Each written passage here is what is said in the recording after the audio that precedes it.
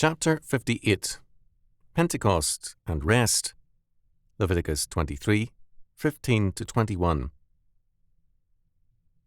And ye shall count unto you from the morrow after the Sabbath, from the day that ye brought the sheaf of the wave offering, 7 Sabbaths shall be complete. Even unto the morrow after the 7th Sabbath shall ye number 50 days, and ye shall offer a new meat offering unto the Lord. Ye shall bring out of your habitations 2 wave loaves of 2/10 deals. They shall be of fine flour. They shall be baken with leaven. They are the firstfruits unto the Lord. And ye shall offer with the bread 7 lambs without blemish of the first year, and 1 young bullock and 2 rams. They shall be for a burnt offering unto the Lord, with their meat offering and their drink offerings, even an offering made by fire, of sweet savour unto the Lord. Then ye shall sacrifice 1 kid of the goats for a sin offering, and 2 lambs of the first year for a sacrifice of peace offerings. And the priest shall wave them with the bread of the firstfruits for a wave offering before the Lord. With the 2 lambs they shall be holy to the Lord for the priest. And ye shall proclaim on the selfsame day that it may be a holy convocation unto you.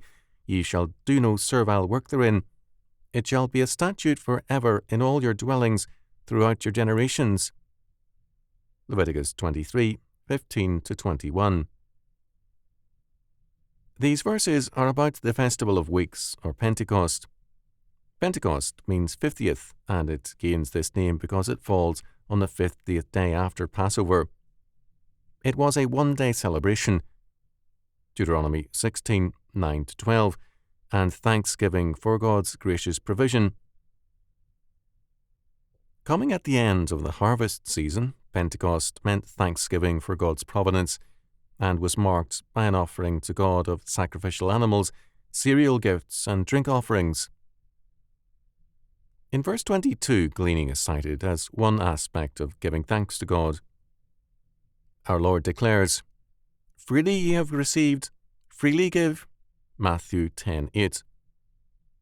In the law, we are warned against forgetting God and believing in our self-sufficiency, so that we say in our heart, "My power and the might of mine hand hath gotten me this wealth.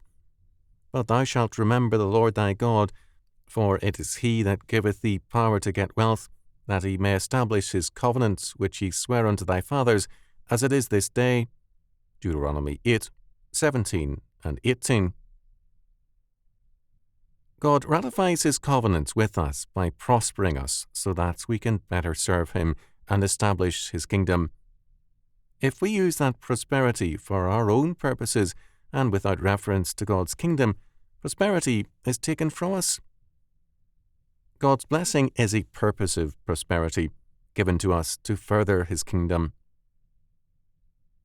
It was on Pentecost that the disciples received the gifts of the Spirit, Acts 2, 1-4, in order to prosper and further God's kingdom. The day was to be free of servile work, verse 21. G.J. Wenham renders it heavy work, N.H. Snaith, laborious work, James Moffat, field work, and so on. The meaning is that normal work and activity ceases. The day is for thanksgiving. This festival, like other holy days, tells us that time must be made holy by God's covenant people. The harvest represents the results of godly dominion, and all time must be used in God's service. Pentecost means a rejoicing in present blessings and the expectation of more in the Lord in future time. Quite logically, Israel made Pentecost a time for the confirmation of children after their public catechism. The rabbis confirmed the children by the laying on of hands. Godly children were seen as a present blessing and a future prosperity. In verse 17, the offerings of the firstfruits included 2 loaves, out of your habitations, out of your daily fare. Thus, these were not unleavened loaves. They signified the dedication of the normal life of the family to the Lord. During the era of the Second Temple, this clause was reinterpreted to mean something else. It was seen as elliptical and meaning, "Ye shall bring out of or from the land of your habitations," that is, from Palestine, Numbers 15:2. This seriously alters the meaning and depersonalizes it. The depersonalization of religion into a national fact leads to the destruction of meaning. No national offering can have any moral character apart from the faith and life of the people.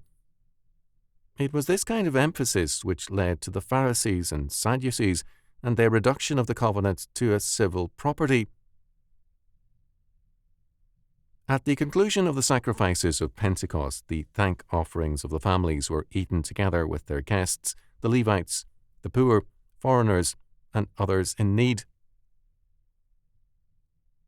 The New Testament has much to say about the Feast of Weeks, or Pentecost, which it declares to be made into a great and triumphant prophecy fulfilled in the life of Christ and the Church.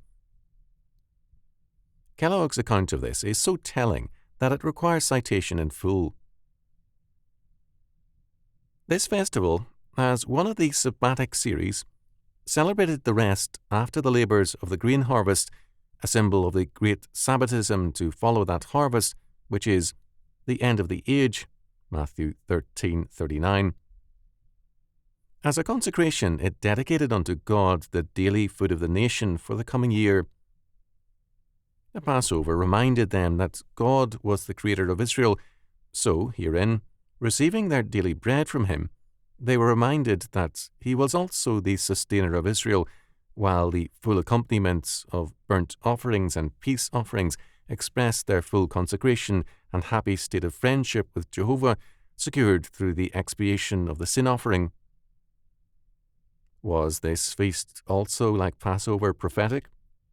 The New Testament is scarcely less clear than in the former case, for after that Christ, first having been slain as our Passover, had then risen from the dead as the firstfruits, fulfilling the type of the wave sheaf on the morning of the Sabbath, 50 days passed. And when the day of Pentecost was fully come, came that great outpouring of the Holy Ghost, the conversion of 3,000 out of many lands, Acts 2, and therewith the formation of that Church of the New Testament, whose members the Apostle James declares, 1:18, to be a kind of firstfruits of God's creatures. Thus, as the sheaf had typified Christ as the firstborn from the dead, the presentation on the day of Pentecost of the 2 wave loaves, the product of the sheaf of grain, no less evidently typified the presentation unto God of the Church of the firstborn, the firstfruits of Christ's death and resurrection, as constituted on that sacred day. This, then, was the complete fulfillment of the Feast of Weeks, regarded as a redemptive type, showing how not only rest, but also redemption was comprehended in the significance of the Sabbatic idea. And yet, that complete redemption was not therewith attained by that Church of the firstborn on Pentecost, was pre-signified in that the 2 wave loaves were to be baken with leaven. The Feast of Unleavened Bread had exhibited the ideal of the Christian life, that of firstfruits, the imperfection of the earthly attainment. On earth, the leaven of sin still abides. It should be added that the feast is also a sign of the total victory which is to come. This is celebrated every Sabbath. We rest from our labours, knowing that the future comes not from our work, but from God's ordination. We rest in his victory over sin and death, and in the confidence of his total victory which is to come. As Kellogg noted, the festival, dedicated unto God the daily food of the nation for the coming year, it was a confidence in God's providential care of his covenant people. While the Sabbath means rest, it can be seriously misinterpreted if we view it in terms of modern concepts of rest. The biblical doctrine of rest involves trust. This is very clearly set forth in Psalm 37, 1-11. Fret not thyself because of evildoers, neither be thou envious against the workers of iniquity. for they shall soon be cut down like the grass, and wither as the green herb. Trust in the Lord and do good, so shalt thou dwell in the land, and verily thou shalt be fed. Delight thyself also in the Lord, and he shall give thee the desires of thine heart. Commit thy way unto the Lord, trust also in him, and he shall bring it to pass. And he shall bring forth thy righteousness as the light, and thy judgment as the noonday. Rest in the Lord, and wait patiently for him. Fret not thyself because of him who prospereth in his way, because of the man who bringeth wicked devices to pass. Cease from anger, and forsake wrath. Fret not thyself in any wise to do evil, for evildoers shall be cut off. But those that wait upon the Lord, they shall inherit the earth. For yet a little while, and the wicked shall not be.